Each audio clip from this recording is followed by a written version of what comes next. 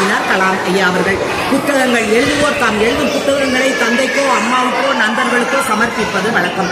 கலாம் அவர்கள் அதிலும் புதுமை படைத்தவர்கள். குஜராத் மாநிலம் ஆனந்த் நகரிலே சிறுமிகளை சந்திக்கிறார். வழக்கம் போல கேள்வி பதில் பாணியிலே நிகழ்ச்சியானது அமைகிறது.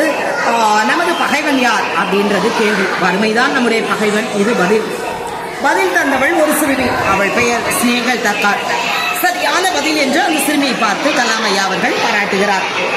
இக்னைட்டட் மைண்ட்ஸ் என்ற தலைப்பிலே ஒரு நூல் எழுதுகிறார்.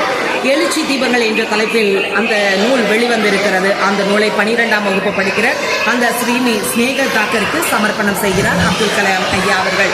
எப்பேற்பட்ட உயர்ந்த உள்ளம்! சிறுமியின் பதில் அவருடைய சிந்தனையை தொட்டுவிட்டது. விளைவு இந்த சமர்ப்பணம். ஏவுகணையின் தந்தை உலகமே வியந்து நிற்கிறது அவரது அறிவியல் சாதனைகள் கண்டு.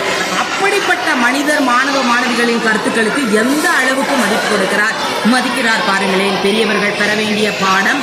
வேலூர் காட்பாடியிலே ஒரு பள்ளி மாணவ மாணவியை சந்திக்கிறார் கலாம் ஐயா அவர்கள்.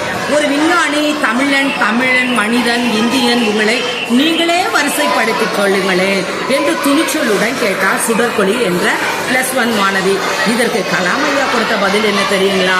மனிதர்களுக்குள் மற்ற 3 அடங்கி இருக்கிறார்கள் என்று கூற அரங்கமே கைதட்டி மகிழ்ந்ததாம். சுடர்கொடியின் கேள்வி சிந்தனை சுடரை தூண்டிவிட்டது பாருங்களேன். தான் எழுதிய அடுத்த நூலை அந்த மாணவிக்காக கலாம் ஐயா அவர்கள் அர்ப்பணிக்கிறார்.